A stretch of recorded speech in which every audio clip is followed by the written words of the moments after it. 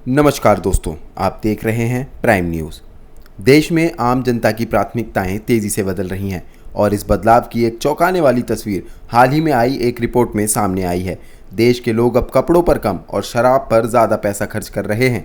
ये बात सामने आई है centre for monitoring Indian economy यानी CMI की ताज़ा रिपोर्ट में, जो उपभोक्ताओं की सालाना खर्च संबंधी आदतों को ट्रैक करती है। रिपोर्ट के अनुसार वित्तीय वर्ष 2023-24 में भारत के लोगों ने शराब यानी अल्कोहल ड्रग्स पर कुल 1.20 लाख करोड़ रुपए खर्च किए हैं, जबकि कपड़ों पर मात्र 7.29 लाख करोड़ रुपए खर्च किए हैं। कपड़ों पर हुआ ये खर्च पिछले साल की तुलना में कम है, जबकि शराब पर खर्च में 26% तक की तेजी से बढ़ोतरी हुई है। अगर पिछले वर्ष की तुलना करें तो 2022-23 में लोगों ने कपड़ों पर 7.60 लाख करोड़ रुपए खर्च किए थे, जबकि इस साल वह घटकर 7.29 लाख करोड़ पर सिमट गया है। दूसरी ओर शराब पर खर्च पिछले साल 0.95 लाख करोड़ था, जो इस साल बढ़कर 1.20 लाख करोड़ रुपए हो गया है। ये ट्रेंड सिर्फ एक आर्थिक आंकड़ा नहीं है, बल्कि ये दर्शाता है कि देश के लोग अपनी जीवन शैली में कैसे बदलाव ला रहे हैं। आम जनता पहले जहां कपड़ों और ज़रूरत की चीज़ों पर फोकस करती थी, अब वे मानसिक तनाव, शहरी दबाव और मौज मस्ती के लिए शराब जैसी चीज़ों को प्राथमिकता देने लगे हैं। हालांकि इस रिपोर्ट में एक अच्छी बात भी सामने आई है कि देशवासियों ने अनाज, दाल, दूध, अंडे, चीज़, फल और सब्जियों जैसी ज़रूरी चीज़ों पर खर्च में बढ़ोतरी की है।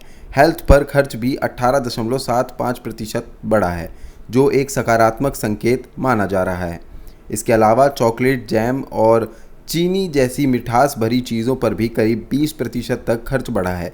डिजिटल युग में जी रहे लोगों ने इंटरनेट और मोबाइल सेवाओं पर भी अच्छा खासा खर्च किया है, जिसमें ये संकेत मिलता है कि डिजिटल ज़रूरतें अब जीवन का अनिवार्य हिस्सा बन चुकी हैं।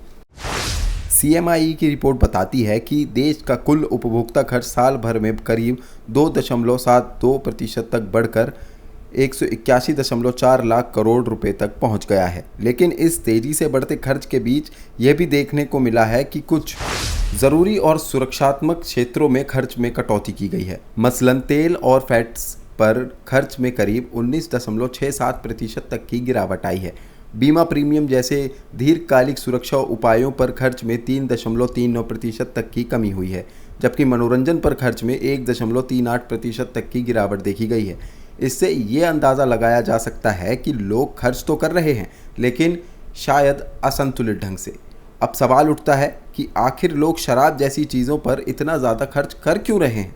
विशेषज्ञों का मानना है कि इसके पीछे कई कारण हो सकते हैं, जैसे मानसिक तनाव, शहरी जीवन शैली की थकान, अकेलापन, सोशल ट्रेंड्स और मनोरंजन की सीमित विकल्प। साथ ही कई राज्यों में सरकारों ने शराब को टैक्स का मजबूत स्रोत मान लिया है, जिससे इसकी ब्रांडिंग और उपलब्धता दोनों में इजाफा हुआ है।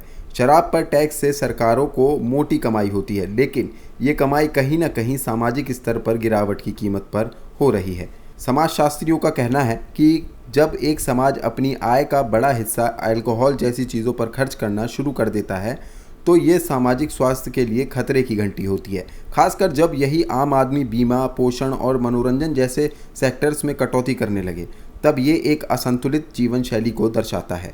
एक और भारत सरकार स्वस्थ भारत, फिट इंडिया जैसी मुहिम चलाती है, वहीं ज़मीनी स्तर पर लोगों की प्राथमिकताएं इन अभियानों से उलट नज़र आती हैं।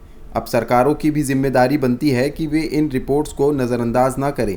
ज़रूरी है कि शराब के बढ़ते चलन को नियंत्रित करने के लिए कोई ठोस नीति बनाई जाए और स्वास्थ्य, बीमा और शिक्षा जैसे सेक्टर्स में लोगों को प्रेरित किया जाए कि वे अपनी कमाई का एक बड़ा हिस्सा इन ज़रूरी पहलुओं पर लगाएं। खासकर युवाओं को जागरूक करने की ज़रूरत है कि जीवन की गुणवत्ता कपड़ों या शराब से नहीं, संतुलित जीवन शैली से तय होती है।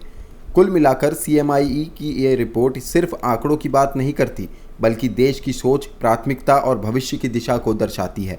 ये वक्त है जब हमें इन आंकड़ों को गंभीरता से लेना चाहिए और अपनी प्राथमिकताओं को दोबारा परखना चाहिए, क्योंकि एक समाज की सेहत सिर्फ डॉक्टरों या दवाइयों से नहीं, बल्कि उसके रोज़मर्रा के खर्च से भी तय होती है। ऐसी ही तमाम जानकारियों के लिए बने रहिए प्राइम न्यूज़ के साथ।